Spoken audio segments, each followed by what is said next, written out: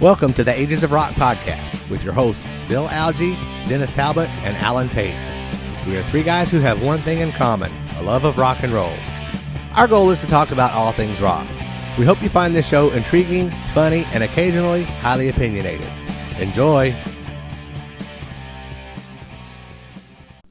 Hey folks, this is episode number 197, and this week we have my friend Corey Nowlin, who has his very own podcast, and he's a whole 6 episodes in. By the time you got, this is the 6th episode, that's correct. Yeah, the 7th episode will be out a couple of days after this episode is out. So Corey's podcast is called 7 Notes of Separation, and in a little bit we'll let him talk about it and tell you what his podcast is about and how he came up with the idea. But before we do that, we're going to do our usual music news, album acquisitions, and all of that good stuff. I think you meant bullshit. So should we start with the Motley Crue music news? No, I have a couple of things I want to say about that. Okay, well, go ahead, Dennis. What? I have a sad moment in the show. Oh, yes, everybody, take your hat off. There has been a death in the family of the podcast. Ages of Rock podcast has lost a family member. He has lost a family member. A beloved family member. You wish that was your member. This cup has been a part of this show since day one. It's went to every Rockin' Pod. It's been to the KISS expos that we went to and set up. This cup has been in my life for almost, probably 15 years. It's a Tervis. Don't forget the Indie Expo. It was there too. That's what I'm saying. No, in the KISS Expo. That's what I said. KISS Expo. Yes. So anyway, this cup has been, and actually it supposedly has a lifetime guarantee. Well, I figured out today that it doesn't include breaking it. It's just like stuff that happens. Drunk shenanigans does not count. So anyway, we had band practice last night, and Alan was there, but Alan had already left, and I had sit this on top of the golf cart in the garage, and it got knocked off, and this is what happened. It broke. This is what the inside of this cup looks like. So I have to get a hold of Tervis to see if they still make this thing. But this buddy has been, like I said, if you look through any episode of The Ages of Rock, it's going to be on there.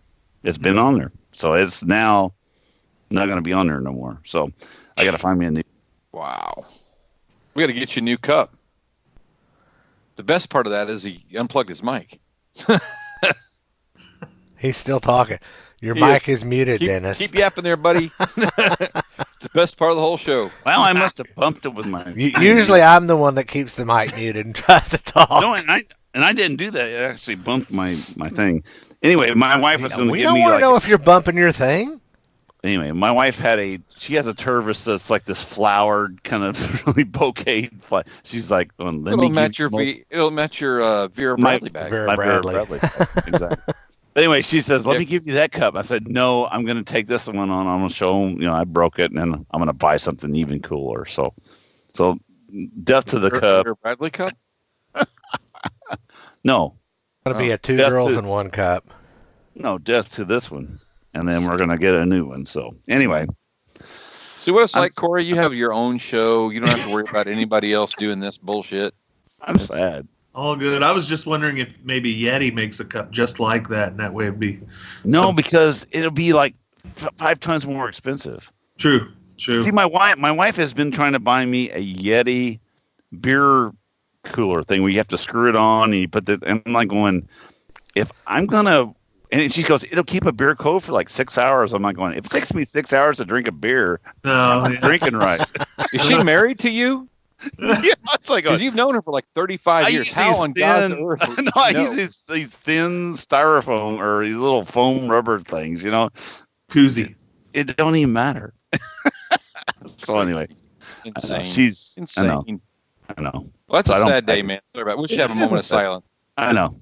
Okay, we're done. All right. So, Motley Crue, let's go for it. Okay. Earlier today, I saw that Mitch LaFon had posted a graphic showing that so far on the stadium tours, 9 of them are sold out already. And, that I am surprised. I truly thought that would be one of those things that after the first couple of weeks, nothing was selling all that well, and they'd move it from stadiums to arenas. But they've sold out the 9 stadiums, and they've added some more. I guess what's that Nissan Stadium in Nashville? That's one of them. Nashville, St. Louis, Cincinnati, Busch Cleveland. Stadium, And there was one other one that's close to us, actually. They're actually close to us. Right. And I'm honestly surprised. I mean, I'm glad for Motley Crue's sake that it's selling out. Whether I go to a show or not is irrelevant. That's going to work out good for those guys, for Def Leppard, Poison, and Joan Jett, because they're all going to make some serious bank on that. Another thing I wanted to point out is a couple of weeks ago, we saw that Vince Neil was in surgical headgear and scrubs and everything, and he went in to have hand surgery, and he came out weighing about 150 pounds less from that hand surgery. I told you that. I saw a picture. Yeah, Dennis had said when he saw that wasn't what he was really going in They for. tied his hands together so he couldn't pick up a fork. What it was. But I thought they like attached forks. I saw a picture the other day with him and a couple other guys. And at first I thought that it had been photoshopped, where they shrink it down to make him look like he was smaller. But when you zoom in on it, it did not look photoshopped to me. So I think that was the photo with Ronnie the limo driver from Stern. Exactly. Yeah, that's I don't know. I just saw a photo and I'm like, man, he lost a lot of weight, but his head's still really big. Yeah, his head is really big. It's like that is weird. But he's on a positive note. They didn't say who all was doing it, but they did mention that some of them in Motley Crue are under the what's the word I'm looking for? Under the supervision of a nutritionist. Right. So hopefully, and honestly, I'm glad that he's had that done and he's going to a nutritionist, because eating a Big Mac or a quarter pounder every day is not good for your heart. So, lose that weight, start eating better, take care of yourself. I heard that there was somebody had a vocal coach also. So let's hope that's Vince. Well, that's Tommy for his background vocals. Yeah, okay. Somebody had a vocal coach and the for whole point Vince. is, What would I that really be? honestly don't hold. I don't hold any bad things, and I hope this tour does really well. I'm just going by what I saw on their farewell tour, and I'm glad I only paid $30 for that ticket, because by the way, the second show of the farewell of the end of the final tour or whatever they called it. It was a shit show, and Alice Cooper looked so good that night. I mean, he sounded great, but it was just I can't believe it's any better. So we'll see. Pass. Yeah. And then I checked with a buddy of mine, just checked on tickets. He said to get a decent ticket, because there was somebody on the website that said, I'm not paying these exorbitant prices, and they're even Motley, whoever runs the site, they said, well, you can get tickets, starting at $45. Yeah, if you want to sit out in the parking lot. Yeah. No, a friend of mine said it's about over $200 for a decent seat, just to get something decent, and that's not front row. Well, let's let Corey weigh in on this. Well, I mean, I grew up a Motley fan. The last time I saw them was, I think, Rupp Arena on the final tour there. And I did see, I think, 2 or 3 other shows on that tour. So I think anyone who's a fan of Motley knows that their albums sound better than they do live. But then again, I think we'll get into this a little later with our discussion of with our topic today. But I love Tommy Lee. Which I neglected to mention. Oh, nice. Excellent. Okay. It's okay. Just makes it fair. But because I did absolutely no research. I just kind of am going off my heart. But, yeah, I think hey, you're a natural to be on this show then. You should be on the guest on the Ages of Rock podcast. with He this should run this thing. It's actually no. But yeah, with this tour, I've seen everyone that's a part of it. Right. And I've seen Poison one time on purpose, and I think like 6 times total.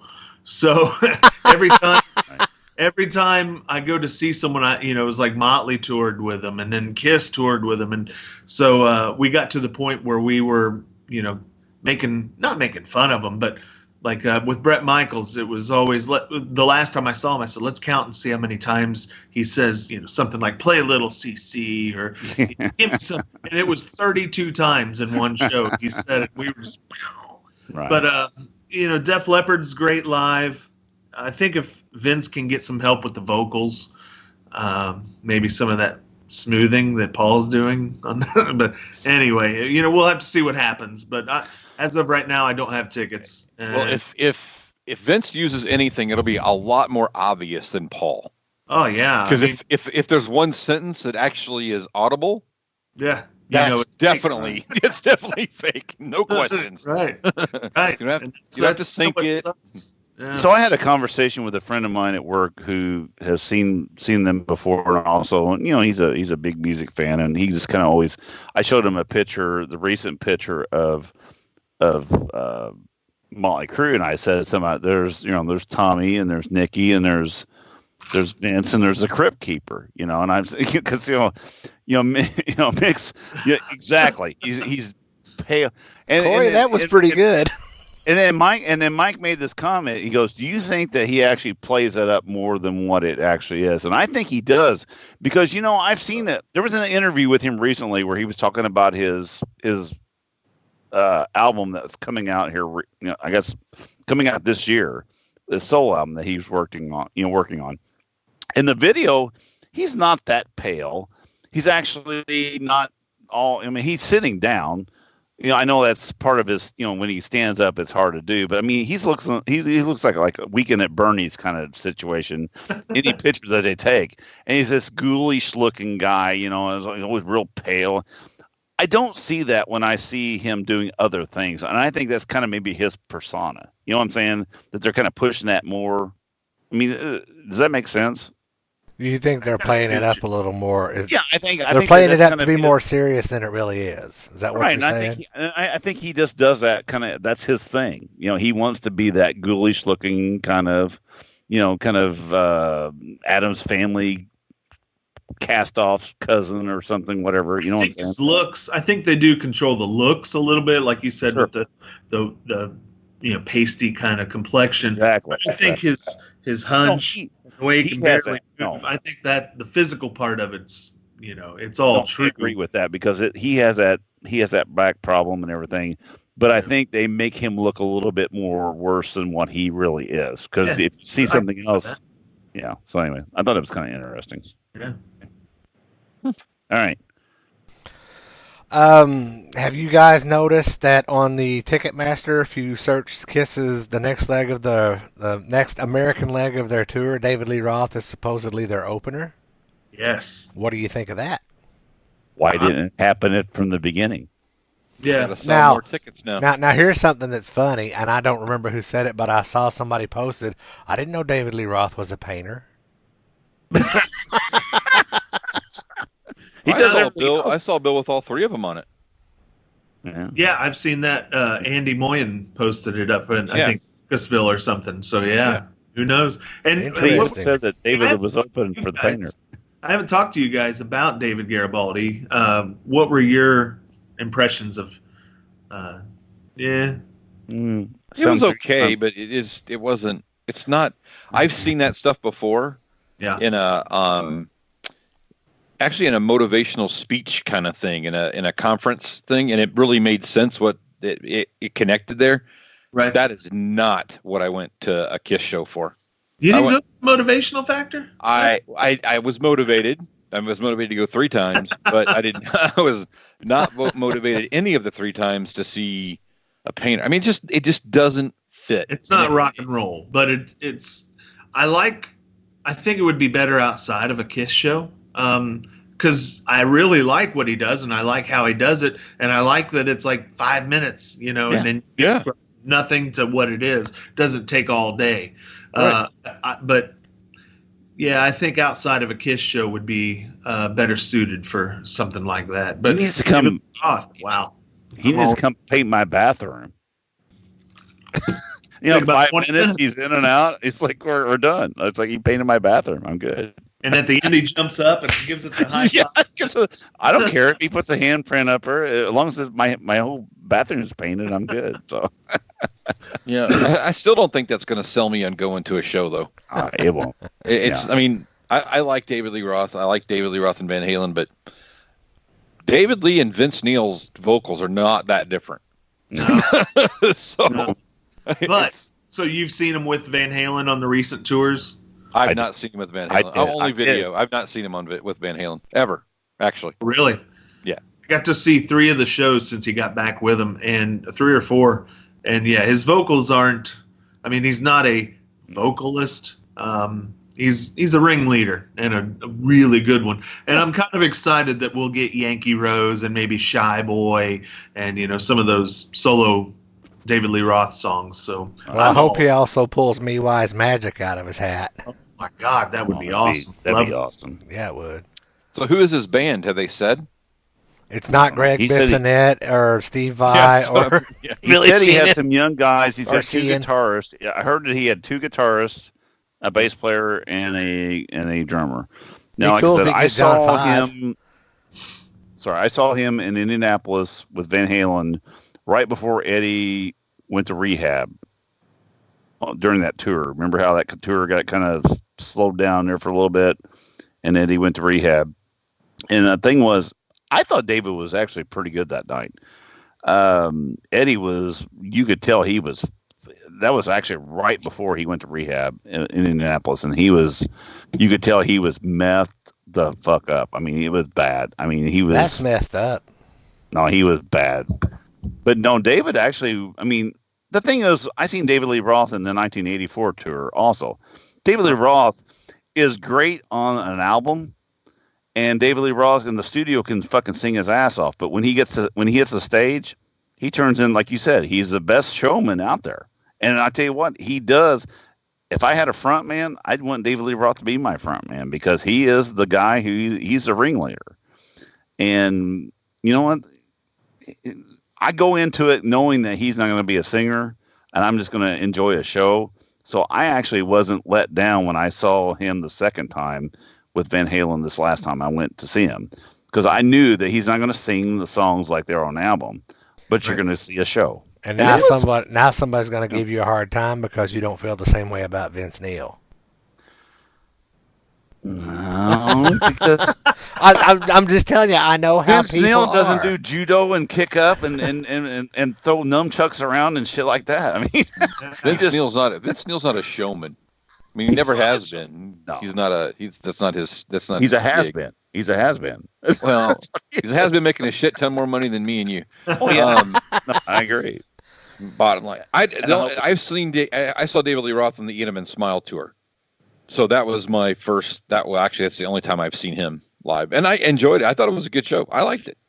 I saw him gotta in the bring back early that part of it. '90s when it was Extreme, David Lee Roth, and Cinderella were on tour together. Oh, wow. And then Extreme got pulled off of the tour because they got their own headline tour. So it ended up being a co-headline thing with Dave and Cinderella. Dave came out first and did his set, which was, I didn't really care much for it. Or no, I think maybe Cinderella came out first. What year was it? Do you remember? Early 90s. I've slept since then. It was probably 93 because I was still single. Gotcha. So it was either 92 or 93, I'm guessing. 91, Cool. I think, is when Little Ain't Enough came out. Was Jason Becker his guitarist then? Slept since then. I couldn't Were they have told on you. stage? I could not have told No. you a soul on that stage other than David Lee Roth. And honestly, the only reason that I went was because of Cinderella. And you didn't go for him. Cinderella's great. I love Cinderella too. Yeah. So Seen them one time, and they were good. They were opener, but they were good. So yeah. Tom Kiefer's going to be in Indianapolis here coming up, I think, cool. if I'm not mistaken. Good deal. Well, I have one more piece of music news Today is Keith Richards' 76th birthday. Why does he look 107? No, he's at 176 or 76. Is that in dog ears or? I've seen him. I've seen him like with Adam and Eve. I've seen him with Lincoln. I've seen. I mean, how old is the guy? You know. No. Good luck to him. You know what? Every year he stays alive, it just makes me feel better. So. I think they embalmed him on the Tattoo U tour, so he's been good ever since. Pretty much. I think that's true. Yeah. Good luck. You know. Anybody else have any music news? No. Well, I was supposed to go see Jack Russell tomorrow night, but I think that show got canceled. It did. So I have looked and searched high and low, and if you go to buy tickets, it says you can buy tickets, but at the bottom of it says canceled. Really? I went to his website, it's not on there, and Q95 was sponsoring it, and it's not listed on theirs anymore either. Now it just says the hairiest Christmas party ever or something like that. Really? And that's what's billed at the Vogue, and there's no bands listed but there's 3 bands listed. Jack Russell's not one of them. So I don't know what happened. Because you were actually thinking about going to get the personal tour. The VIP. Wow. Interesting. Yep. So that worked out because that way I don't have to be out till because the show started at 9 on a Thursday night. Because what else are you going to do on a Thursday night at 9? Yeah. Right. I did see on Facebook today, one more music news. Stephen Todd Barnett from Pump 5 said today on his website that they are getting ready to go out on tour, a little small tour or whatever in January.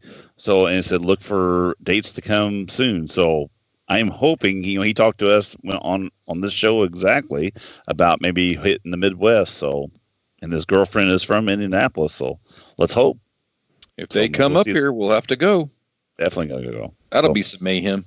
Yeah, no shit. I bet that dude at a show is I can't little wait. Crazy. I can't wait. It'll be crazy. So anyway, little Pump 5 news. Anyway, Pump 5 news. That's all I got. Y'all ready to jump into those album acquisitions? One more thing. Yeah, one more. So that's a no. That's a no. What do you got? Oh, I want to give a shout out to Bo at HairNet Radio, who has been they asked us to do a bumper, and we did a bumper, and I hear that damn thing at least 2 or 3 times a day, which is cool as hell. It's like what artists talk about when they're riding down the road and they hear their single on the radio for the first time. They're like, yeah. And I'm like, so I'm sitting at my desk, and they're like, and I hear, hi, this is Bill. I'm like, oh, shit. I'm on the radio. Yeah, hell, we're on here. This is cool. Then he's played us like 3 times before Kiss songs, which is pretty cool. That's awesome. I'm pretty sure that is intentional. I'm pretty sure it is. So both if you're watching or listening or whatever, man, thanks. We appreciate it. And great station. I love that radio station. I do too. I listen to it a lot. So Internet Radio. Check it out. Cool. All right. That's it. Sorry. I just want to get that in. Oh, I'm glad you did, because we got so much stuff happening, and I just don't keep track. All right. So who's got some albums? Not me. Shocker. I know you. I'll go first. Actually, Alan has something. You pulled up on your desk. You want to? Well, it's not. This CD has been sitting on my desk for a couple of years. When I saw Styx and Foreigner back in, it was the soundtrack of Summer 2014 tour. So I've had this CD for 5 years and I've never taken it out of the package. This is all. I believe that it is all re-recordings of Styx and Foreigner songs, and then the very last song on here, Don Felder did a re-recording of Hotel California. Cool. Is that? Did you buy that at the show? I did. Like when they were walking around carrying, because when Foreigner does that every year, and they donate when you bought money. The CD, I think you got a chance to got your name in a drawing for a guitar or something. Yep. And they donate all the money. Which them some of bitches lied because they really drew my name, but they gave the guitar to someone else. Shit. The other tour that got announced this week too was Dokken and I saw that. Lita Ford and George Lynch. Yeah, Lynch Mob. Yeah. And then so George and Dokken are supposed to be together on the last song, or that's what I'm saying. So is George So is George and them gonna? No. Is he playing double duty? No. Or he's gonna do, No, that's it is fucked up. Dawkins Band. It is Lita Ford, and then Lynch Mob, and then George is coming back to do Dawkins. Because I've heard a couple songs at the end. I've heard a couple of interviews with George mentioning the fact that they've been double billed with Dawkins. He's with Lynch Mob, and he's sitting here listening to this guy is playing all the tunes that he made with him. I'm like going. So when I saw that, I was like, well, maybe he's going to do double duty. So he's going to sit there and listen to some other dude play his shit. Well, I mean, man, that's going to be funny. I hate to tell Ace Frehley, but if he gets back in Kiss, that's what's going to happen. Yeah. becomes on a Kiss show because I like Ace, but to be honest with you, if it isn't for Jeremy and Ryan, I'm going to tell you right that now, Ace Frehley show is not going to be very damn good. There was a video, Phil, of course, but there was a video from Florida. I think this week. I think it was one of the Florida. Was it Florida? They've been out west. No. I take that back. This was in Chicago or no, Milwaukee. It was somewhere. Somewhere. Yeah. It was a North show. Anyway, they started playing She, and basically it was Ryan, Jeremy, and Philip, and they're just fucking tearing the shit up. And Ace, right before the lead starts, Ace walks back to the fucking drum riser, grabs his water. While they're just fucking they're just tearing it up. They didn't even need Ace there. You know what I'm saying? Because once it got started, he's sitting there drinking.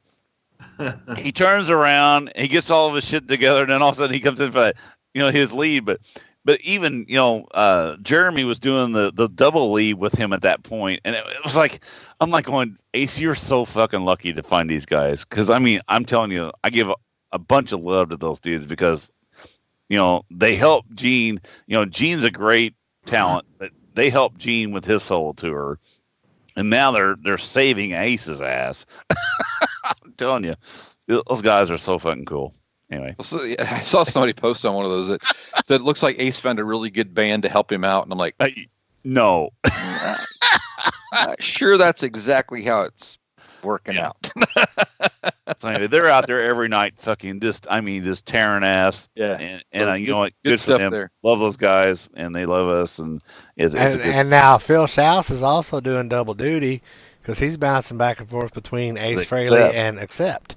Yes, because he is now a permanent member of Accept. So these shows that he's over right now, they're doing a private show over somewhere in Europe. In Europe. So yeah. All right, we're done.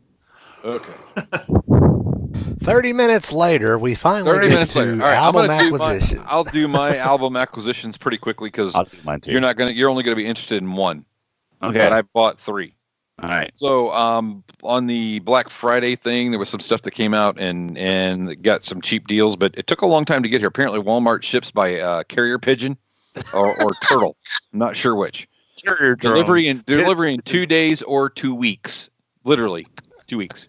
All right, so this is and I know you're not gonna like this. This is a country artist, Sam Hunt. He's only had one album out. His new album came out, which is 5 years. His next album, which is 5 years later, which just came out, is out now. But this kind of country guy that I like him, so I bought that. So that's cool. I got that for like $13 or something like that, brand new. Good job. Nora Jones. I don't know if you guys ever listen to Nora Jones, I've but heard of her, she's but good. I don't know her. Yeah. Need to get some Nora Jones, boys. I'm telling you. All right. Just saying. Do you know who her father is? I do not know who her father is. Mr. Jones. Quincy Jones? No. It's Ravi Shankar. Really? Sitar. Yeah. George. Well, now there right there is 2 notes of separation. You got 5 more to go. There you go. Those are. All right, and last but not least, I picked this up today. All right. This is a good one, right? Oh, you bastard. You son of a bitch. You son of a bitch. Oh, look at that. You motherfucker. So, for those of you that can't see, Ace Frehley Live, Record Store Day, Calling Rock the Soldiers. one I went for at 6:15 to get, and the guy had 3 of them in his hand, this son of a bitch. Yeah, I went to the store at 13th floor in Seymour, Indiana, and I'm looking through the new stuff, and I'm like, oh, I have a record day section. I flipped to the second one. I went, oh, that's purchased. Right over to the side. So what did you end up getting it for? What was the price on it? $25. What? $25. I couldn't hear you. What was that? Was it Lisa's $25? $50. She didn't listen to the show. I'd have to take the price tag off where she gets home, though. Actually, It's kind of it's I 13. Everything is 13, so it's 25.13. okay, there you go. Gotcha. Well, that's awesome. Yeah, and I listened to it. Oh, it's orange vinyl too. Is yours orange vinyl? Yeah. Oh yeah. Yeah. Yeah. Fuck you, but fuck both of you. Actually. Hexachrome orange. Yeah. Oh man, that sucked. I wanted that one so much. Beautiful. But that is basically the Live Plus 4. Live Plus 4 on. I mean, I have it on. I actually have it on videotape. That thing I was have so the- shiny, I could see my reflection off of his screen. I know. It's saw shiny, you man. really- I listened to it today, though. Yeah, I'm glad. I hope your needle just fucking snaps off. It's late at night, though. Boom, down. Dick, Sorry. man. Get you. All right. So okay, that's all you got. That's all you got. What's up Yeah, with smart that? ass. That's all I got. All right. Man, God, you All made me right. feel So bad. I was really bad this week. Oh my God, was I bad? So Friday, I Yeah, we went know down you were to- bad because every time you bought a new record, we get a text. We get a text. We get a text. I know. So I went to Space Monkey on Look, Friday. wait, Friday what, Friday the 13th, Space Monkey had albums, and you can get 13% off your total bill on Friday the 13th. So I went down there, and then you had to bring a coupon. Any coupon would work, and if you even made your own, the best coupon got 20% off on your next one.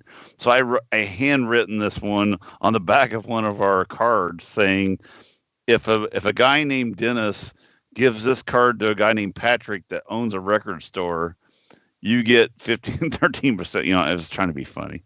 Mine didn't work because some other dude had Photoshop and did a really cool one. So anyway, I didn't win. But anyway, I got for 13% off. I got Cars, Shake It Up. It's in really good shape, and all these records are in good shape because I'm going to How much did you pay for that there? Before the discount, I paid $14. You got boned. That dude. I know. Just shut up. Hey, do me a favor. Start sending your money to me. Just send it to me. I'll buy it for you. But I did find this one. I had this one, and I have another copy of this, but it's in really bad shape. This was the first Alice Cooper album I ever owned, and I gave 14 for this one also. But it's in good shape. For those who don't have a video screen in front of them, what's the name of the album? It's Alice Cooper Show. I'm sorry, I keep forgetting that. So anyway, this is the Warner Brothers. This is his first. Is it first live album I guess he ever put out? So I rebought an album that I have in my collection, but this is a great copy. He's had this down there for a long time. This is $14 for Blondie's Eat to the Beat. This is the follow-up from Parallel Lines, and actually one of my favorite Blondie albums. So I picked this up and put it down I don't know how many times. But you already have one that's in good shape, and you bought another one in good shape? No, I have one. So you stack them and they're in better shape? I have a shitty one. Okay. I didn't understand. I didn't hear that part. Anything that I bought as a kid is shitty because I didn't take care of them. So anyway, then from there I went Saturday at noon. I went over to Atmosphere Collections and saw our friend Ashley, and I'll say it right this time, and Jerome. They were both there. Mm-hmm. And I spent a little more than I wanted to. This, like I said, I spent too much on everything. But anyway, I got an original Purple Rain, and it has the poster in it, and still had the plastic. Wow. Had the sticker on it, and it's in. I mean, it's in excellent shape, and nice album. So I got that from them. I got. I have that album too. I got mine like 2 weeks after he died for $5. Does it have the I know. I'm like, and it's in great shape. I'm like, you're such a dumbass. This guy's guy's like, poster in it too. The poster. I don't know if it does. I think it does. I have to look. I don't know. Mine's got the poster. All right. So then, going with our Kiss theme, I did find I got a copy of Frehley's Comets too, which has my favorite song ever. You know, It's Over Now by our friend Todd. Anyway, it's in really, really, really good shape. I got that for 15. It is what it is. I mean, yeah, that's about right. Bad. And that one is Second Sighting. Right, Second Sighting. Yeah, second Frehley's Comet one. So I did finally get a I got a record day record. I got a year late. This was a 2018 release. It was only limited to 900 copies on pink vinyl. Is it Vinnie Vincent? Oh. No, I paid $24 Oh, cool. It's Patty Scandal. No. Patty Smythe. Patty Smythe from Scandal. Sorry. I know. Well, thank you for being there. Anyway, three sides of these albums were recorded at the Angora Ballroom from New Haven, Connecticut. The fourth side, which has the Warrior, was actually recorded in Bloomington, Indiana. Really? Was it at the Bluebird maybe, or it was at the Indiana University Auditorium? Oh, wow. Bloomington, Indiana, October 22nd, 1984. Now, I got to go on record right now, and like I said, look at this. Wait a minute. You're pulling out a record as you're going on record. No, look at this. You shit. beat me to it, Bill. Awesome? I mean, that's pink. That's about as pink as it can get. that's Vinnie Vincent pink. It is kind of Vinnie Vincent pink. That's cool. Where did you get that at? Where'd you get her at? From Ashley, down at Atmosphere Collectibles. There you go. They had it there. Cool. So anyway, how much was it was $24. But I mean, it's limited to 900 copies. So anyway, the thing is though about Patty Smythe, she is on a good day, she's my favorite ever female vocalist. Pat Benatar is the other one, and they keep flip flopping. Is whoever I'm listening to that day. But this here is a great recording because it's a soundboard recording and it's very raw. There's no echo. There's no anything on her vocals. And she just absolutely tears the fuck up of every song that she sings on these four sides. Does that have a date on when it came in the store? Up there in that writing? No, this was actually a 2018 release. No. Oh, that's the record store? Oh, okay. Yeah. I picked that up down there when I was there and looked at it and put it back. I was like, I don't know if I want to pay $24 for that. So you're welcome. Fucking awesome. It's fucking awesome. So anyway, I love that. So my wife went to Target and they had buy one, get 30% off on your next album. And they were pretty picked over, but she said, what did they have? So anyway, I got this one. I got Meatloaf's Bat Out of Hell. Oh. And it is this is what's really cool. It's in a black and red vinyl. Isn't that fucking I love this colored vinyl shit. So anyway, that was like $20, or it was 18 something. Really? Yeah. Wow, that's good. So anyway, under $20. So I actually, whenever she told me what the price of it was, I went to Amazon. It was cheaper than Amazon, and this is a Target original. Now for 30% off, I got the picture disc of Michael Jackson's Thriller, and it has another picture on the backside is with the makeup on and everything. Now the weird thing was my wife goes to the counter. I thought you were going to say you had a picture of his backside. That's what I thought too. I was like, it'd be like a little. Is that? Like that's right across from the kids' toys too. Yeah, I was going to say. Anyway, the only bad thing is of course I put it in plastic whenever I buy it, but the plastic folder that it came in, every side is busted. And so I checked the record out to make sure that it was not damaged in any way. But it's just a bad situation to have records. I only have one question. What's that? You been moonwalking? No, I haven't been moonwalking. But anyway, here's the back. Here's the backside of the record, though. It's kind of cool. That's cool. Yeah, that's very cool. But anyway, my wife goes up to the counter and she pays for the records, and she didn't get her 30% off. So she went to the customer service counter and said, "Hey, I didn't get my 30% off." And they go, "Well, the 30% that went off yesterday." Oh. And my wife was like going, "I was just there. The sign was on the thing." So the guy goes back and goes, "Well, the sign's not there now." And she goes, "It was there because I just called my husband." And then they couldn't find the person who took down the sign. So anyway, I told him, I said, "Well, look, if you can't get 30% off, don't get it." So they ended up, somebody screwed up is what it was. So they ended up giving me 30% off a day late. So anyway, got that taken care of. And then I got two more. I just went fucking nuts. This is a half hour, yeah. So I went to Amazon, and these are going to be quick. I bought 2 Judas Priest albums, brand new, 180 gram. I got Point of Entry, and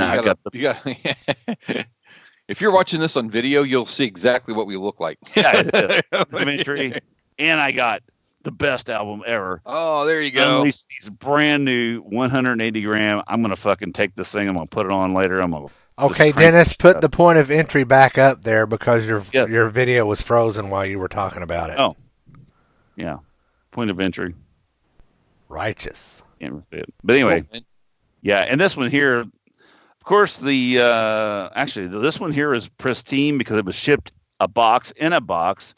Of course, the mail just decided to send this in a single box, so the corner got kind of creased a little bit. I got bent, which them fuckers, I don't know why they do that. The record wasn't damaged at all. Because they're fuckers. They're fuckers. But anyway, yeah. Except for Josh Toomey, that guy in the post office is not a fucker. Yeah, I spent about $150 this week on records. I'm done. I am done. It's an addiction. You're done till Saturday. You liar. I went to I went to Trader Baker's. They didn't have Dick, and I went to. Is that where you usually go for Dick? Since you're looking for some, or what? I mean, no Dick, no records, no nothing. Yeah. And then I went down to Book Broker, and they're down to one box of records now. So they had 4 at one time, and that guy needs to buy some records, or somebody needs to bring some shit in. So was Dick Broker closed? Dick, yeah. Dick. No, that's all down. That's downtown Evansville. Did you go the one on Main, or did you go the one Parrott Street, Fairs Avenue? Yeah, there you go. Yeah. All right. Corey's going. I don't know what you're talking about. No more Dick. No more Dick. Let's go. No more Dick. All right.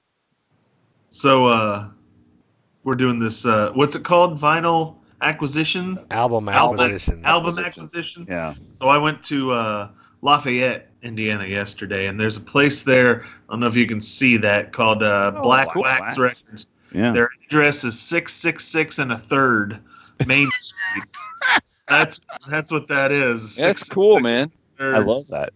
Yeah. Or it could be 699 where you're looking. Yeah, it could be. I see that. So, but I picked up a couple oddities. I don't know if you guys are into jazz at all, but got Lionel Hampton, Golden Vibes. It's an old record, but it was in really good condition, and I'm a sucker for vibes, so I picked that up. Anyone know this one? Yes. Al Stewart, Time Passages. I got album. I got that one in Year and the Cat. I love both of them. Yeah, I had Year of the Cat, and I needed this one. My dad loved Al Stewart, so $3. Picked that one up. You say paid $14 for that? No, $3. Oh, $3. Oh, okay. Did you know that Al Stewart's brother plays saxophone for Supertramp? Really? Yes. See, I'll have to put that in the show. Yeah, there you go. Or something. There's a relationship somewhere. Yeah, right. So I picked up an orange version of this the other day, and I think this might be my 5th copy. But for $3, $3 you can't go wrong. Yeah, $3. Yeah, it has the. And that's Kiss Destroyer. Yeah, Kiss Destroyer. Sorry. How'd you get that for $3? I never. Yeah, no shit. Never for $3. Fresh, new, used. I guess is how you would say that. They had a little bin there, and it was right up front. And I just said, I didn't even look at the record. Actually, I pulled it out, and it's a blue label. So $3. I said, why not? Yeah. This is one I needed. I love this band. They're not doing anything anymore, and you'll know why. But I got this for $18. Audio Slave. I don't know if you guys like Audio Slave. But, Chris Cornell, the guy Rage Against the Machine, $18, 180 gram. Love that one. And then today, went to Karma here on 38th Street in Indianapolis, and as you saw, you fuckers. If you see another one of those, if either one of you guys see one of those, buy it for me, and I will pay you. Oh no, I bought you this one. Remember, what? New England. Bought you that one. I know. But it's coming for you. Guess how much you paid for this? $3. $3. $14. No. $4. So you owe me. Ashley did have a copy of New England at their store the other day, and I almost bought it just to bring it home. Do you know that I just saw where Whatchamajoo has 50-something copies of that album? Oh, Rich. Yeah. Rich has he does. 50-something copies of the album. I got He's 4. Going back to that Fraley's Comet Live, they've got like 4 or 5 copies at Vaughn's Bookshop up in West Lafayette. So do they? Okay. yeah, they may ship too. So 2 more. I got Primus, the Primus, brand there you album, brand new. I still haven't even opened this one, so Awesome. picked that one up today.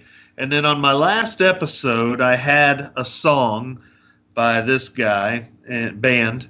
And I didn't have the album, so I figured I might need to go pick up. Oh, I have that. Oh, But I have cool. a shitty copy. I have a shitty copy of that. 2010 remaster, 180 gram. Oh. Picked it up for $12. What's the name of it? $12. $12. What's the name of it, Corey? Axis Bold as Love. That's got some Yeah, great fucking tunes Jimmy. on it, dude. It's fantastic. Jimmy That Hendrix. was my first Jimi Hendrix album. I love that album. It's great. If 6 Was 9 is probably one of my favorite Hendrix songs, and that's on there. So Cool. Beautiful. Yeah, So you live that's up awesome. you live up in Indy? yeah, I live on the north side, up in West. we're neighbors. Of Carmel. Oh Oh, yeah. yeah. I'm in Columbus. Oh yeah. Gotcha. Yeah. Well, neighbors as in, I don't know, 50 miles away. Right. You have a great close. antique mall down by you. Yes, I go there often. Yeah. I was just there 2 weeks ago looking for records. So Yep, it's a sickness, but a fun one. it is. Bill's more of a stalker than a neighbor, but anyway. Fine. Keep the blinds shut. No, So. Is that all the albums you got, Corey? That was it. Okay, All right. would you rather talk about your podcast first or talk about what our topic is supposed to be? Oh, I love talking about me. So whatever you want to know. It doesn't matter. It doesn't matter. Whatever you guys want to do. It's your All right, show. well, let us do. Our topic is actually supposed to be 5 of our favorite drummers. So why don't we do that, and then we'll lead out the show, and you can talk all about your podcast and all of that good stuff.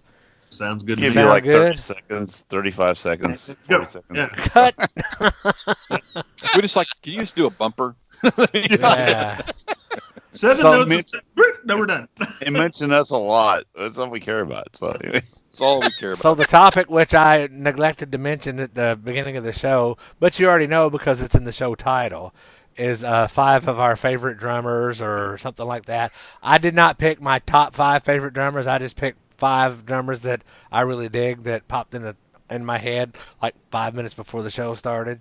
So, Gotcha. Research. You did research this week, huh? I researched and I actually went and well, and there were everything. 3 of them that I didn't even have to think about. I mean, just All right. right off the top of my head, they were there. But the other 2 popped into my mind pretty quickly too. But you originally said classic rock drummers, and I'm like going, well, some of my Well, things no, don't- technically, Corey said classic rock drummers. So I'm like So- going, well, I can't.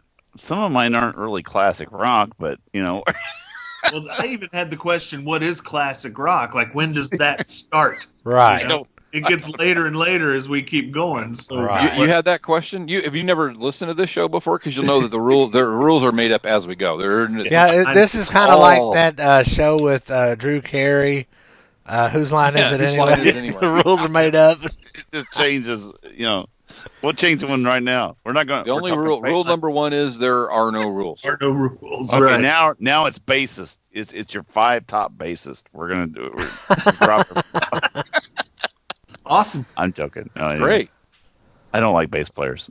Sorry, Alan. Anyway, Wow. So, Corey, All right. we'll let you start since you are our esteemed colleague and our guest. Well, are we overlapping here? Because I have a list of 8 just in case we overlap. It doesn't matter if we overlap or not. Yeah. Well, I would have to say first and foremost would be Neil Peart of Rush. I think. Yep. See, Who's that? Because I knew someone would be like, I picked him, but so you're starting at number 1. Your favorite? You going down? Okay. just I don't know if I can rank them, honestly, because they all have different attributes that I love. Like I don't know that Neil's the most fluid looking drummer when he plays live. He actually looks kind of angry most of the time, just Right. keeping at it. But 1, 2, 3, 4, 7. 1, 2, 3, 4, 5, 6, 7. 1, 2, 3, 4, 5, 6, 7. But yeah, it's the parts he comes up with, and it's the lyrics that he contributes to the band, and it's just that determination to be the best that he could be, and he freaking got there, man. The guy was a monster, especially in the 70s on stuff like La Via Strangiato and 2112. So to me, if you're talking about top 5, Neil Peart has to be in there, whether you like Rush or not. Okay. Ironically, you said that. I wrote Neil Peart. Not a huge Rush fan, but damn it. Yeah. I mean, there you go. I hear you. Okay. Enough said. All right, Dennis, what's your first pick? All right. My number 1 is Neil Peart also. And the thing is and like ditto, everybody, that said everything. And the thing is that dude is just absolutely, when you think of drummers and technique, and like I said, he's not number 1, he's not a sociable person. He doesn't even do any of the meet and greets. I mean, he's a very, and I've read his books. I mean, but the thing is, like I said, whenever he does anything, it's just to perfection. I mean, that's why he's called the professor. I mean, it is. I mean, when he plays shit, there's nobody more technical than Neil Peart. So, when you talk drums, that's where you start, and then you go down from there. So. Well, I'm the odd man out because he's not in my list at all. Really? What is wrong with you? I picked 5 other and people. Bill's not even a Rush fan. Well, the thing is I knew at least one of you guys was probably going to pick him. At least one? Yeah. Okay. Yep. Well, I'm not at all surprised that the other drummer here picked Neil Peart. Right. Because for those of you guys who are unaware, Corey is also a drummer. Mm-hmm. Oh, no. So, Bill, are you two musicians? I know Alan is. Dennis and I are in a band together. Let me put it this way. What I was going to say, if you guys do play music, we know why Neil's not in Alan's list, because only musicians picked Neil Peart. So. Oh. See, I used to have a drum set back there, but I got a piano. I listened to this it. seven I listened to dicks of podcast. Lowly bass player. Yeah, this is All about right. to get a lot faster. Well, actually, I had band practice with this hairy bass player last Corey, night. I was a drummer before I was a bass player, so I hear fuck you. you, man, fuck you. So why did he go from drums to bass? So But- anyway, go ahead. Seriously, for my first pick is Jeff Porcaro. Oh, yeah? Rest in peace, brother Jeff. Yeah.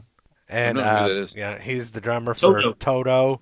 And I And think he's probably on a few of the tracks on the Michael Jackson album. He's recorded with Boz Scaggs. Basically, Toto is the wrecking crew of he's in the 80s. the 80s, yeah.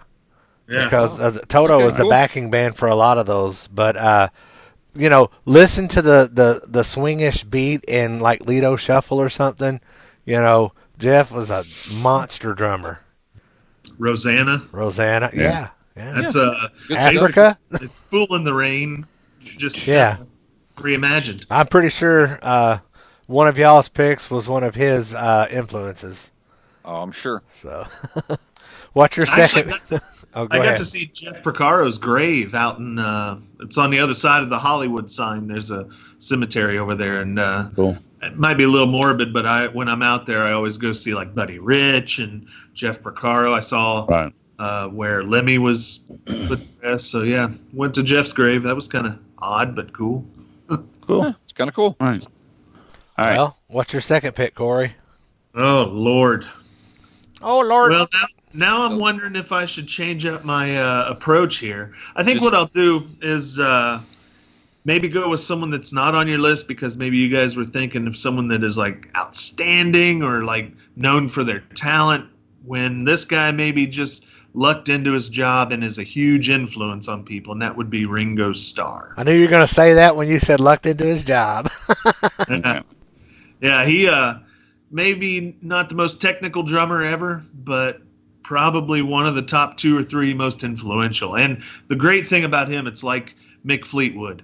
They always played the parts that were right for the song. Right. And I always tell people to listen to Being for the Benefit of Mr. Kite, because any other drummer would have that song would not have been what it was in the end. And Ringo just knew instinctively that hi-hat, snare, hi-hat, snare. It's Right. so simple, but it's so perfect for the song. I've heard a lot of drummers say the same thing about Ringo Starr, saying that he knew when to play, Yeah. what to play, and not to overplay.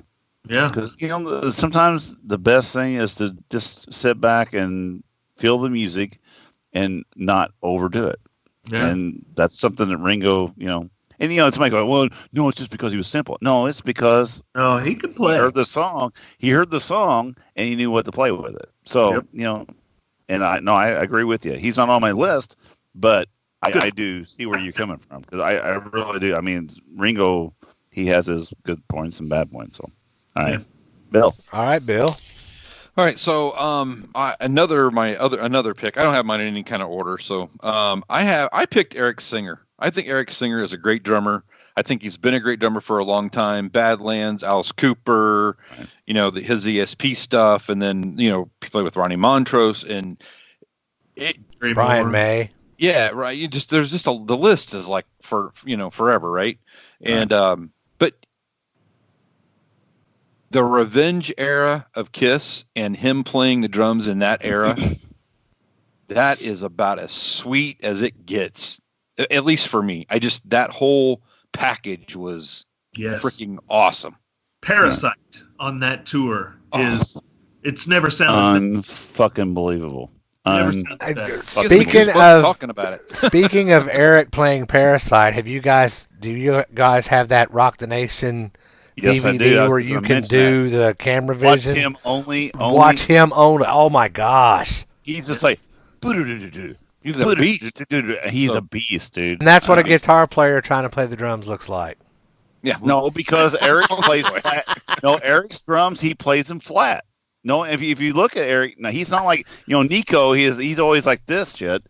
He's got everything's on an angle. Eric plays his drums flat, and if you watch him, he plays like that. He plays in an odd situation, but he plays it weird. But that's Eric. It works for him. So I'm gonna go off I put my shit in orders, but I'm gonna skip one and go to my number 3 just because of Bill, because it is Eric Singer. And I like Eric Singer for the same reason. I like his versatility. I mean, he's played with, Olivia Newton-John. He's played with, like I said, Badlands. He's played with Kiss. He's played Alice Cooper. I've seen him play Lita Ford. I've seen him play with Alice Cooper, and it was fucking awesome. Seen him with Kiss multiple times. He's a good person. I mean, I think he's a decent person. And the fact that the story's old, and I won't, because we've talked about this the other night, I won't repeat stories, but whenever I heard him tell the guy at the Kiss Expo, it's like, what am I going to do? Go with Ace and hold his dick? That kind of shit. He's a funny guy, and I like the dude. But he doesn't do podcasts. He doesn't like podcasters, so that's another story. Anyway. Another story for another day. But Eric Singer, he is a fucking monster drummer, and like I said, whenever Kiss is done, Eric will find another band. He'll probably end up back with, I don't know, the guy that Alice Cooper has now was Glenn Sobel? Yeah, Glenn Sobel. Yeah, that dude's a fucking monster. Yeah, he's a beast too. It's like but I'm sure Eric could fit in at any point, for anybody. Yep. So yeah, Eric Singer was my number 3. So, all right. Well, I'm kind of sort of going to align with Corey in the British drummer that plays for the song and not for what the drummer wants to play. My second pick is Charlie Watts from the Rolling Stones. Okay, good drummer. Yeah, but you'll never hear him hit the snare and the hi-hat at the same time. Yeah, he's always. But he's an excellent drummer. He's always been there, and he's still there. Yeah. So, Have you guys seen that? There's a meme where I guess Mick got drunk and said something to Charlie about being his drummer. And so Charlie was in. Have you guys seen this one? He's like, no, mate, you're my fucking singer. Yeah, Charlie was in his own room, got dressed up in a suit, went and knocked on Mick's door. Mick answered, and he popped him and said, "I'm not your drummer. You're my fucking singer." And, That's awesome. yeah, don't mess with Charlie. That's right. All right, Corey, what's your third pick? Oh, Lord. I've got to omit a couple people here, so I don't know what to do here. But let's just go ahead and get Tommy Lee out of the way, I think. That's where I was talking to you about, is he classic rock? I don't know, but as we move on. He's huge cock's what he is. I can't honk a boat horn, so, I can't either. But yeah, I mean, it's funny. Back in 84-ish, I was in 5th grade, and I remember I would walk home every day, and depending on exactly when I got there, there would be one of two videos. It would either be Shaka Khan, I Feel For You, or Looks That Kill. It seemed like every day one of those two videos was on. And Looks That Kill just, oh my God, it grabbed me. And then you got Too Young to Fall in Love. You finally saw that video. And then you saw Live Wire. And then, the guy spinning his sticks. And then you get to the Wild Side video years later, and he's spinning. And it's just, what the? Mind blowing. Yeah. So. And then he's honking horns on a boat and driving down the road.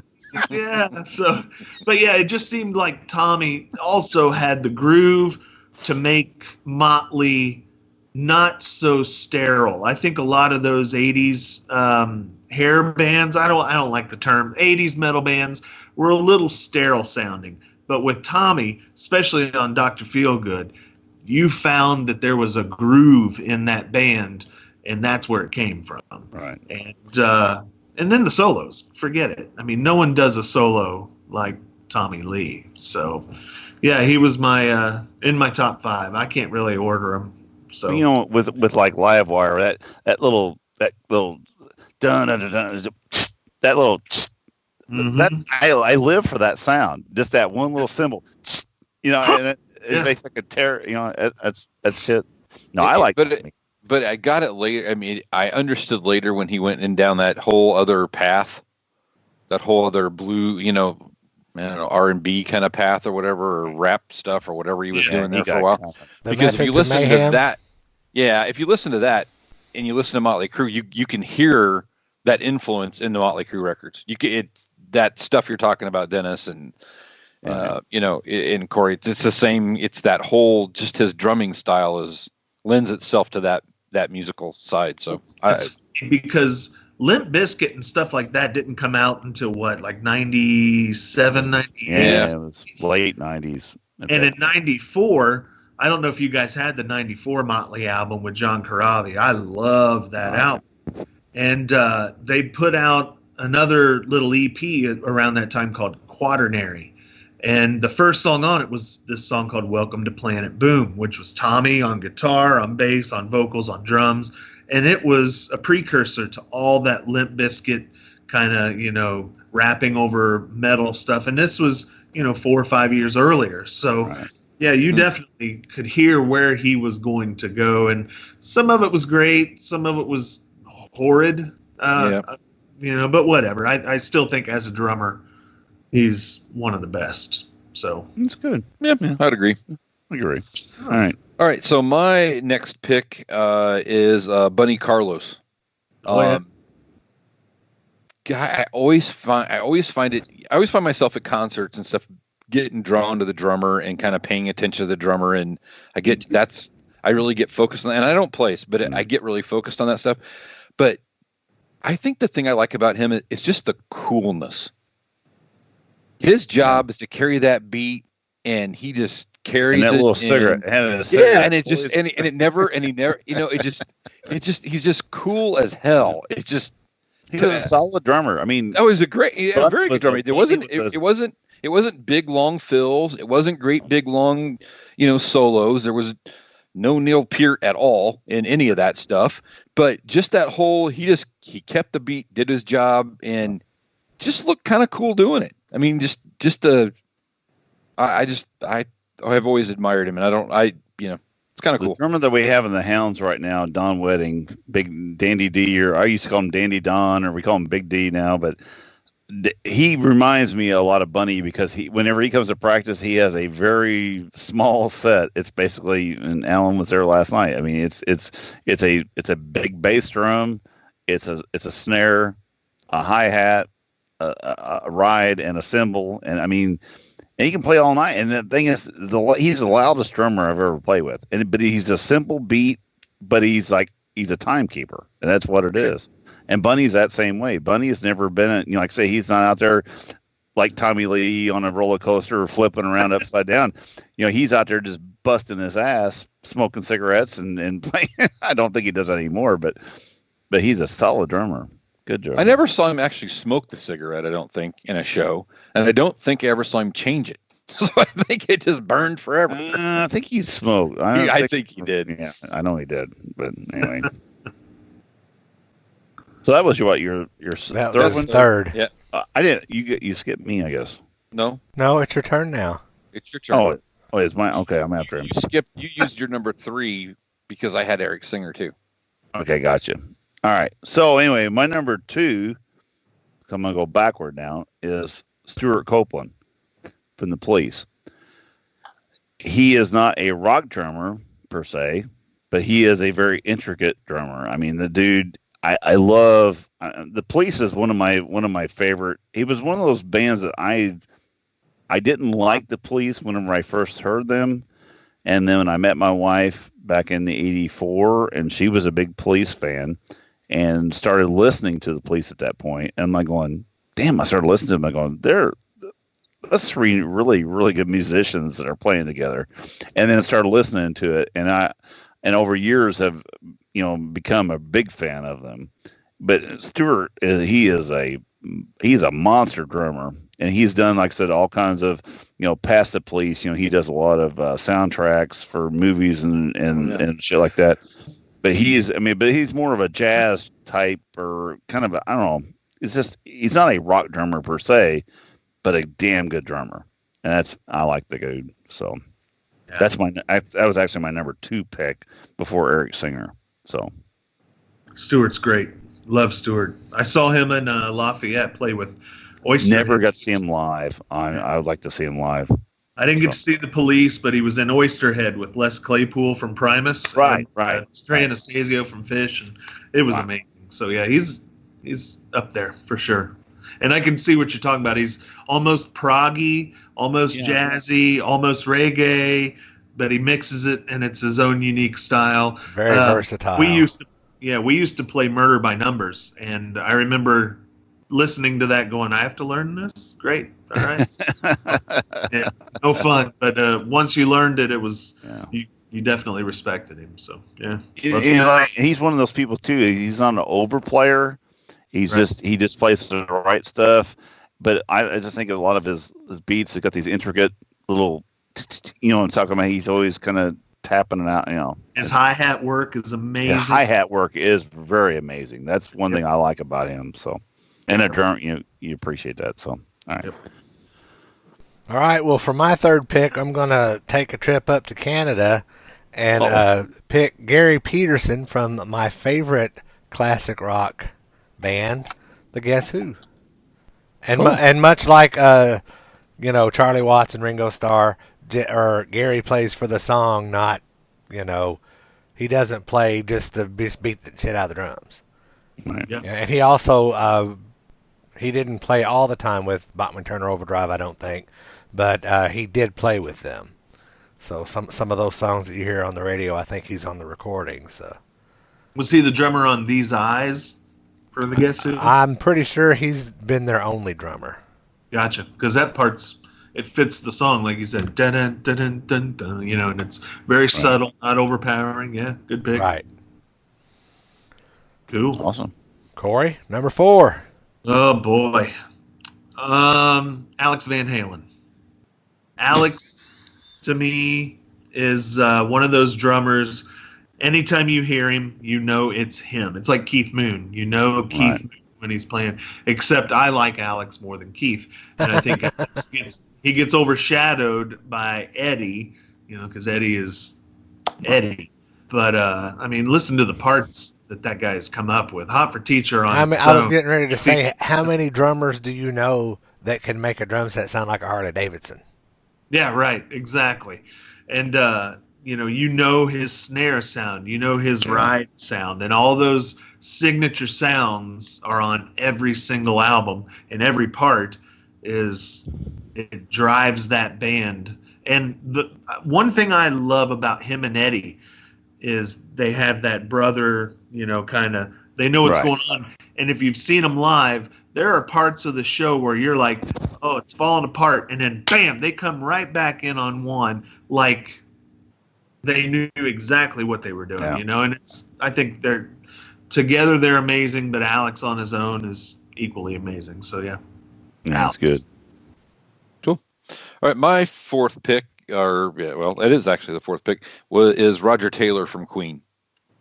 Just and again, the beats he produced for those records that will stand the test of time forever, and Right. I just have always thought that good drummer. Yeah. Good one. Sure. Yeah. He was on my list, and then he kind of fell off. I was just kind of, because I had to pick 5, and I was like going, okay. Well, I had 27, like everybody else did. I had 5. Actually, I had 5. That was the 5. rule. It's just they come out pretty good. My 5th one's kind of odd, but anyway. But my 4th one's actually a good one. Todd Zuckerman. Oh yeah. Very That cool. dude, he is the current. He took over for Styx whenever got ill. He's been with Styx. Is it Chuck or John? John Panazzo. John. Yeah. And he's played with them since then, but he's played with, oh my God, you go back through his catalog, he has played with a shit gob of people. He's been a lot, by the way. He's been exactly. It's like not quite a buttload, but it's a shitload. Tell me this, Dennis: is it an imperial shit gob or is it a metric shit gob? Yes, what's bigger? It's imperial. We're gonna do it with imperial. But anyway, I was looking through, and the thing is, the thing I like about this guy is, he does a lot of videos. He does a lot of YouTube stuff. And like I said, he's been like the drummer awards. He's had that shit forever. But anyway, he does a lot of the stuff where he shows like it's almost like a, you could call it like not a YouTube or God damn it. GoPro. There you go. Of these certain songs of that. He always edits out all the other sound except for his drums. And you just watch him play certain songs from certain concerts with Styx. And I just like the way but the thing about his drumming is really interesting is he'll play Styx like this, and then he'll play with his, he changes up his hand positions a lot. And tradition. Yeah. I'm sorry, because you know. Match grip is like this, and then you turn it over like this. No, right. You turn it like this, and it's called traditional grip. So yeah, right. I know.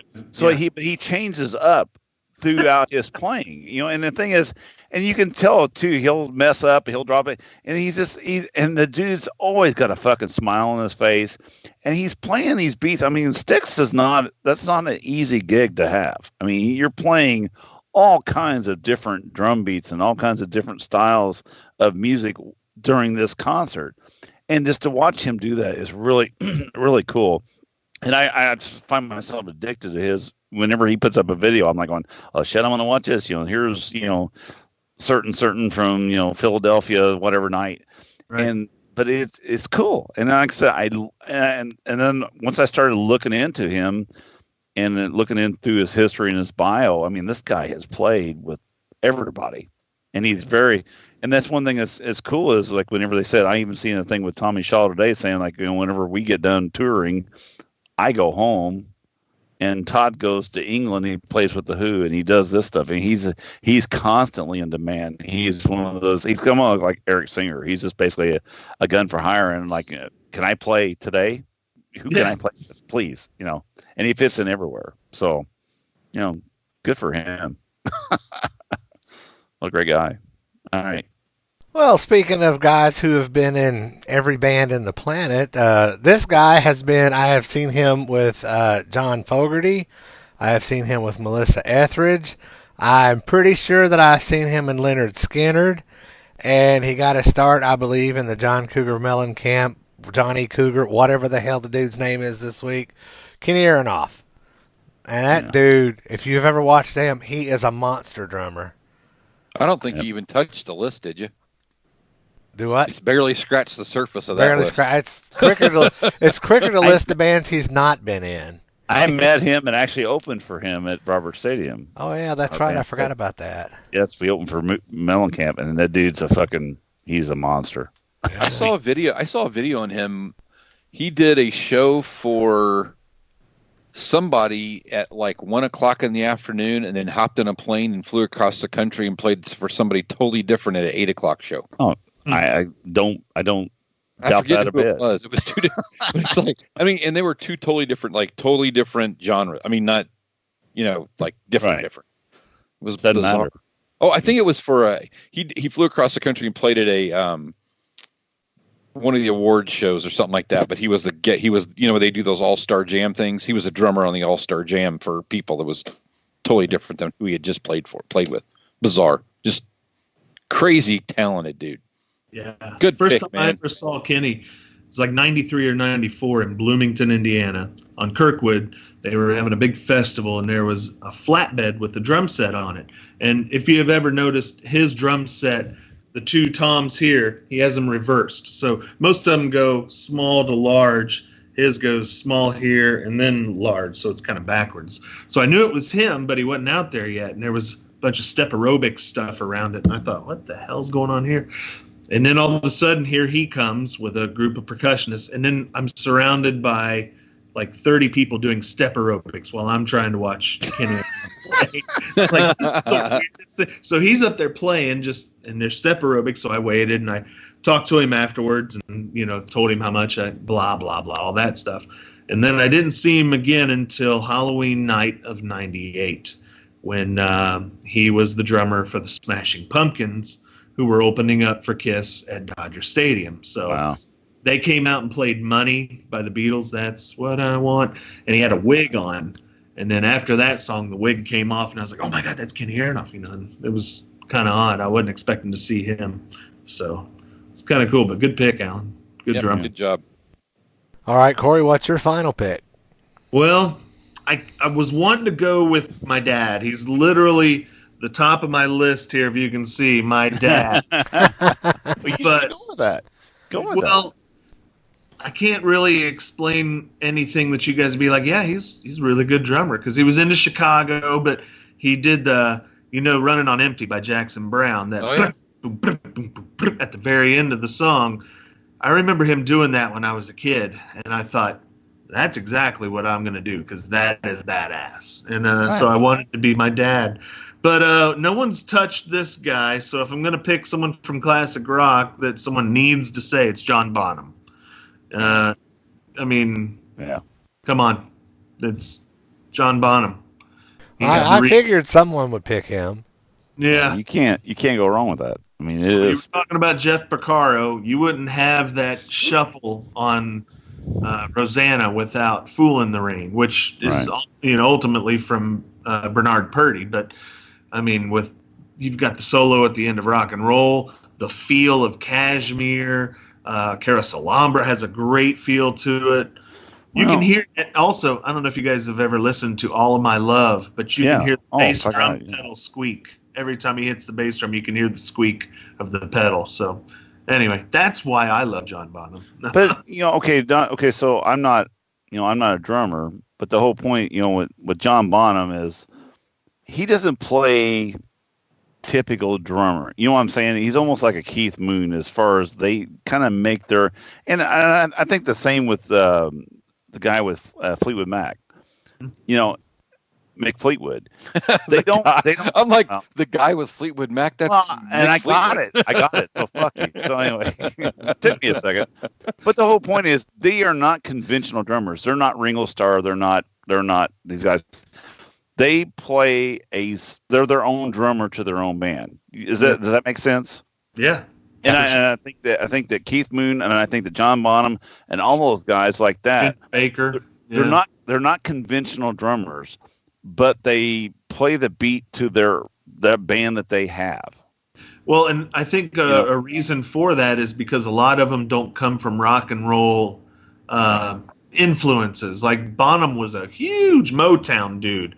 Right. So you hear those Zeppelin songs swinging and grooving, and that's why, is because you bring that influence into a Jimmy Page riff, it's going to have some balls to it. So yeah, that's cool. That's a good. It's very interesting. That was my fifth pick. Yeah. But I would also and it's interesting because it was my fifth pick, which is the opposite of like the Ringo Starr. The Ringo Starr that, to me, Ringo Starr is the guy that kind of plays the song and plays what he needs to play, knows when to play, not what to play, or when to play. And John Bonham's the opposite. Yeah.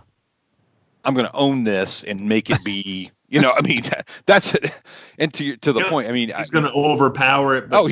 He's going to overplay. He overplay, but it makes it better.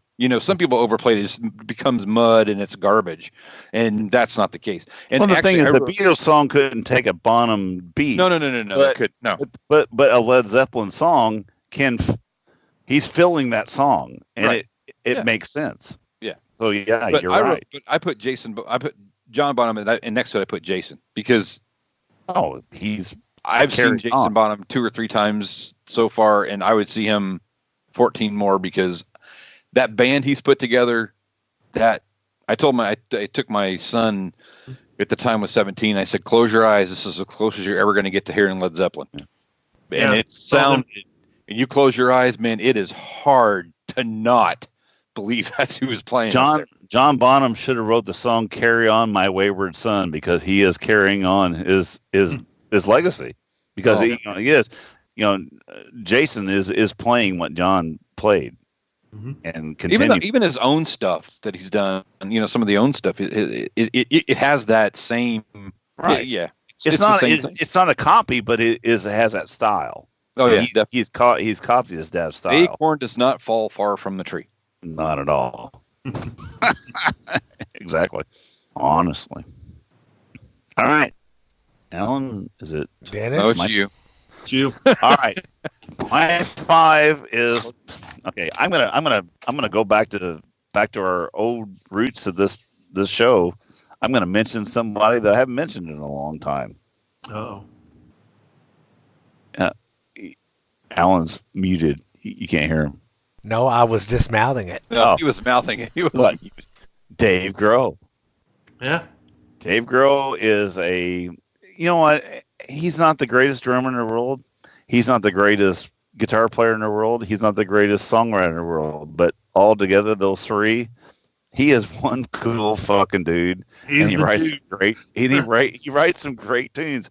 He just got the guy up last week in a Santa Claus outfit, shotgunning beers with him on stage. It's like going, what? And it's just like, that's the fucking greatest shit ever, And I just love Dave Grohl, and he's a great, I'm not a Nirvana fan. I've never been a Nirvana fan. Still not a Nirvana fan, but the thing, his first album, he's played drums on a lot of those first albums. He re-recorded a lot of them. The first one was him, and I just like Dave. He's just a cool dude. And he plays drums, so I had to throw him. You ever seen the Foo Fighters live? Oh my God, yes. I took yeah. We have to travel. I've been to Memphis, St. Louis, Nashville, Indianapolis, and I have to go everywhere. How about that Lexington show? Yeah, and then the one that he didn't show up to. What? He didn't show up. Well, he canceled the show the day of the show. Canceled the show the day of. They were actually set up. We were. Actually, Bill and I were at a record store looking at records, and all of a sudden we get this text going, that show's canceled, don't you? And we're like going, no. He's a funny dude, though. Live, that guy. I've met him in person in Memphis at the hotel. Nicest person you ever meet in your life. Yeah, met Pat Kmear, met everybody in the band, and they are all genuinely the nicest people you ever meet. So, this is the best drummers, not your favorite I Not know. your man crush. But I haven't talked to. It's the wrong episode. See, that was the No, thing. it's not best drummers. It's favorite drummers. Oh, favorite drummers. Oh, okay, that's right. Favorite drummer. Kick-ass drummer number one, number two. But the whole point is, I haven't talked about Dave Grohl in a long. That's something that I got away from. I used to talk about him every episode, so now I got my Dave Grohl. Well, you know, it's funny that you say that because, you know, my friend Chuck listens to the show, Right. and he would always send me a text, Foo Fighters, Spotify, Kiss, whenever we made all of this. I've been slacking lately. Every episode was the same. So anyway, We've grown a little bit in almost 200 episodes. I'm bringing Dave back. Fucking you love go. the Foo Fighters. So Bring call. Dave back, man. he's a good guy. All right. All right, We want Dave. my final pick, I have seen this guy play for Ozzy. Yeah. I've seen this guy play for Ted Nugent. I've seen this guy play for Whitesnake. Tommy Aldridge. Yep. Now here's it's hair. kind of a morbid story, but it's a funny story. When Ted Nugent opened for Kiss on the farewell tour back in 2000, I went to the Louisville show, and when Ted Nugent, you know, the band came out and started playing, I'm like, that dude looks like Tommy Aldridge, man. It can't be Tommy though, because Tommy died. I had heard that Tommy had died of lung cancer. You know? Really? So, you know, after the show's over, you know, I go and look things up. I was like, nope, he's in Ted Nugent's band. But, I mean, you know, that guy has got... Tommy's a monster. He's a monster drummer. You know, much like Jeff Porcaro and Kenny Aronoff, he's played for just about everybody. He's in demand for a reason. Or he was in demand. I don't know if he's retired now or not. I think he's still playing. You know, I honestly do. because he's in... I believe he's in his early 70s, and you know, Yeah. when you're that good of a drummer and you play the way he plays, that's got to take its toll on your arms and legs. Well, yeah.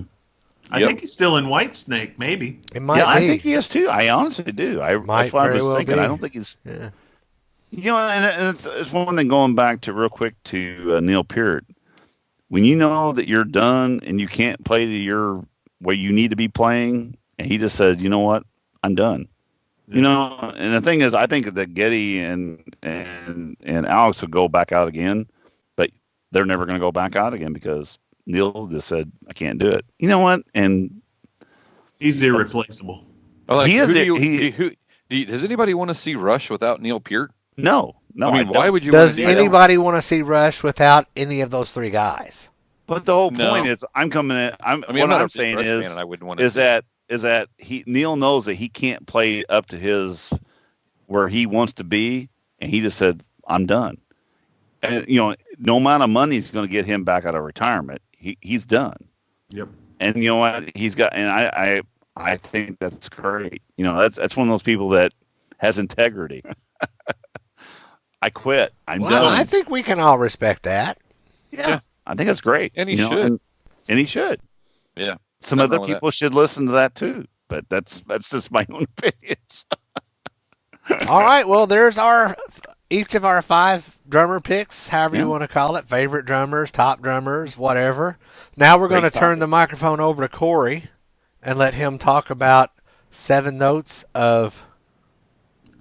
Separation. You said that wrong though. You said we're going to turn the microphone over to.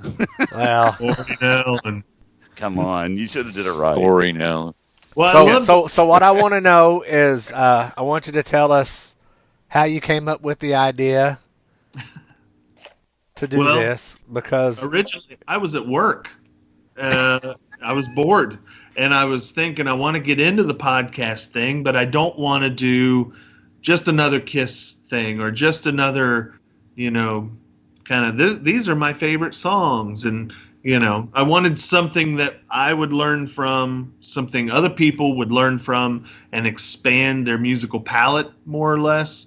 And we were playing the Kevin Bacon game at work, and it got me thinking I could do this with music. And then it got me thinking I could get other people involved and make it, you know, like get the listeners involved. So then that creates a little more excitement. And so, yeah, it just came to me one day, and I couldn't come up with a title.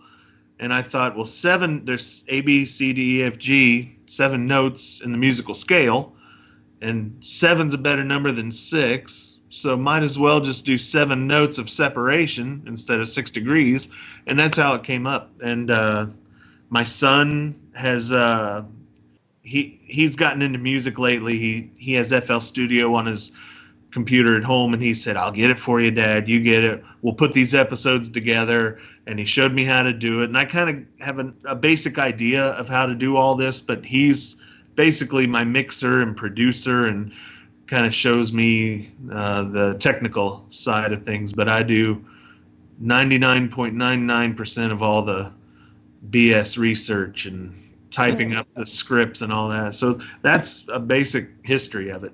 And don't forget telling how you're the better looking of the two of you. Well, duh. That's why not. Give our listeners an example that haven't heard your show. So give us a example of how you got from somebody to somebody. Well, I tell you what, I'm not going to make an episode of this one, but I had a friend contact me, and so you guys know who Grandmaster Flash is, right? The rap. Yeah. Yep. Yeah. All right. So he wanted me to connect The Message by Grandmaster Flash and the Furious Five to Managua, Nicaragua by Guy Lombardo and the Royal Canadian Orchestra, which is like a 1940s kind of schmaltzy big band kind of thing. And he said, if you can do this, what you're doing is legit. So it took me a while. It took me a day and a half, and I finally figured out what I did is I take The Message by Grandmaster Flash. Well, who's involved with that? Well, one of the people involved was MC Melly Mel. He wrote the song. So I can actually take out – I did it within 5 steps on this one. Wow. Yeah, I went to White Lines by Duran Duran because that was written by Melly Mel. But I can take that out and just put in a song we talked about earlier, I Feel For You by Shaka Khan. You know, the rap at the beginning, Shaka Khan, let me rock you. That's Melly Mel. So you go from that, Stevie Wonder's on harmonica, so we hop down to Deuce by Lenny Kravitz, because everyone knows Stevie Wonder played harmonica. Fingertips by Stevie Wonder would be the next song, which was produced by Berry Gordy. Berry Gordy wrote Do You Love Me? You know that song, Do You Love Me? Right. It was put out by a band called Brian Poole and the Tremolos. Do you guys know who that would be? No idea. No, but I know the song for sure. They were the band that got signed to Decca Records instead of the Beatles. Wow. So that song came out on Decca Records, and Guy Lombardo's Managua, Nicaragua was also on Decca Records. There you go. It connects Melly Mel or Grandmaster Flash to Guy Lombardo. Crazy. Yeah. That's insane, man. Yeah. So like I said, I don't know how many people would be into that episode with Guy Lombardo in there, but, you know, that's the basic gist of it. And it's a lot of fun to kind of figure out some of this stuff. And it takes me like a week to figure out 5 drummers. Well, now, Corey, you did that in an hour. You did it like in an hour. You did like some kind of like really mind melding thing. So good for you. One thing I like about your episodes is when you connect those artists or the songs or whatever, you play those songs. Oh yeah. You know, yeah, so like one episode you might have it starts out with Fleetwood Mac, and then, you know, you're playing a country song next or whatever, and then it'll hop to maybe a hip-hop song because the way they're intertwined. And I dig how you do that because it introduces music to your listeners who might not necessarily listen to that artist, but they're like, I dig that song. Let's see what else they got. Right. And, you know, I don't expect everyone to like every song. Even if you only like 2 of the songs to begin with, maybe if you listen to the next song and then the next song, you kind of go, well, it's not horrible, you know, and you can kind of open up your horizons to new music. Like I said, my next episode, or maybe it's 10, I can't remember what number I'm on now, 7, but one of the upcoming episodes connects Skid Row to Jerry Reed. I don't even know if that sentence, I don't think that sentence has been uttered in the history of music. I love fucking Jerry Reed, man. I used to have a bunch of Jerry Reed shit. So the first song on the episode is Skid Row. The last song's Jerry Reed, and maybe not. What song did you pick from Jerry Reed? Can't tell you. What's that? Can't tell you. It's classified. I can tell you. Let me get to it. I've got them all saved here. So many good songs. Which ones are your favorites? Honestly, I like Eastbound and Down. Everybody likes that one. No. Can't be shit. Take another puff. Amos Moses. Oh, and Amos Moses is awesome. I love that song. That's great. That's good. Monkey Business by Skid Row to Amos Moses, and we use. Let's see, just to give you an idea, we use Ace and Kiss. We use Steely Dan. There you go. There's a couple little. I love that episode because I like all those songs. Awesome. There's one song right before Jerry Reed that if you like Steely Dan, you're gonna, I tried to put on. I introduced a new thing on each segment or on each show now called the deep cut of the show. Completely absurd sound drop. Deep cut of the show. Yeah, I told Colby, I said, make it sound as dumb as you can. Put a big 808 bass drop in it and just, make it sound stupid. So I think we achieved that. But, I think the deep cut of that show is going to be something that, even if you don't like the artist, you'll like the version. I'll like it. I'm sure I'll like it. It'd be cool, fun. Man. Cool. So, well, thank you for being on, man. Well, we're not done here, Dennis. Well, I know that. Just chill out. That sounded like you were going to run. Like, get out of here, Corey. We're done with you. No. Well, I wanted to thank you guys. You brought me up the last episode with David, who now I'm friends with on Facebook, and that guy supports me. And it just seems like the whole community, through you guys, is giving me a lot of support. And I think that all starts with you guys being so supportive of the show and talking about it. So thank you guys very much. Can't hear you, dude. I said I will be honest with you. It's me being supportive. The other two don't like you. No, that's fine. That's not true. Right then. Dennis doesn't like you. You've been muted half the night. I don't give a fuck. So, where can our listeners find you on the interwebs, Mr. Corey Nowlin? Oh, yeah. Everywhere. I'm on iTunes, Spotify, Spreaker, Stitcher, bunch of things that have the word pod in it. I couldn't even tell you how many of those. Podchaser, Podbean, Sex pod, Dick pod. If you go to Google, type in 7 Notes of Separation, and it should give you our homepage, which I think is on Libsyn. And then otherwise, do you have a regular website? That's it. It's the Libsyn page, and that has all of our episodes and all of our information. But, yeah, we're also on Facebook, Twitter, Instagram, all that stuff. So, yeah. All right, man. Well, one more time, thanks for being on the show. Thank you guys very much. And on that note, y'all know the drill. agesofrock.com has all of our social media links and all of the links where you can find us in your listening and watching devices. Till next week, peace out, folks.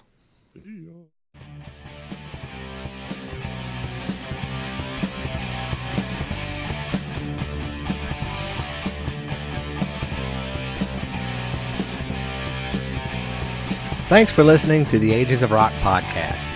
If you haven't done so already, be sure to subscribe to our YouTube channel, like us on Facebook, and most importantly, tell all your friends. Remember, you're never too old to rock.